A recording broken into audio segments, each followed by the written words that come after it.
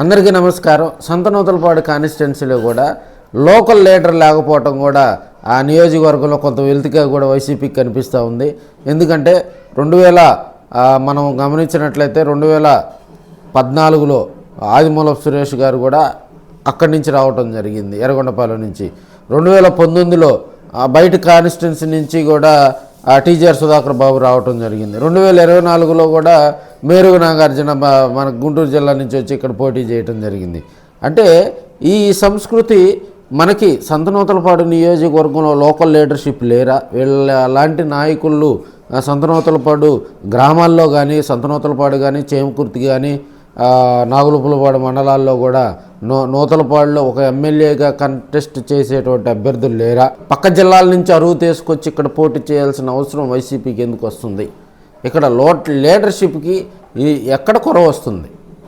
మనం 1999లో చూసినట్లయితే జీవిశేష్ గారి మీద కూడా మనకి డేవిడ్ రాజు గారు గెలవటం జరిగింది.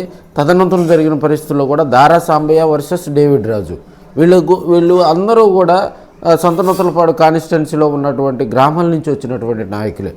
ఇక్కడ ఉన్నటువంటి ఎస్సీ కాన్స్టిట్యున్సీలో ఒక టర్మ్ మాత్రమే ఎమ్మెల్యేగా ఎందుకు చేస్తారా అంటే వాళ్ళ మీద అగ్రకులాల ఆధిపత్య పోరు ఉంటుంది.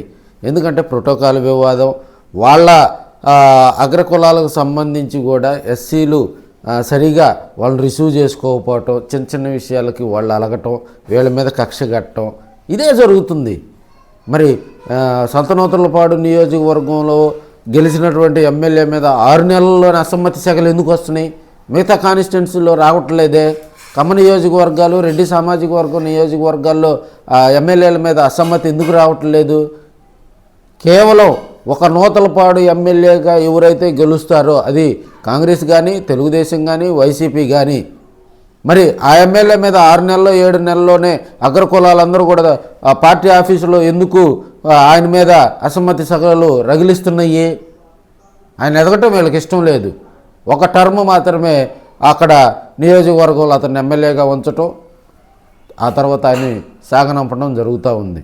సో సంతనూతలపాడు నియోజకవర్గం మొత్తం ఉన్న గ్రామాల్లో కూడా ఒక ఎమ్మెల్యేగా పోటీ చేసే అభ్యర్థి లేడండి.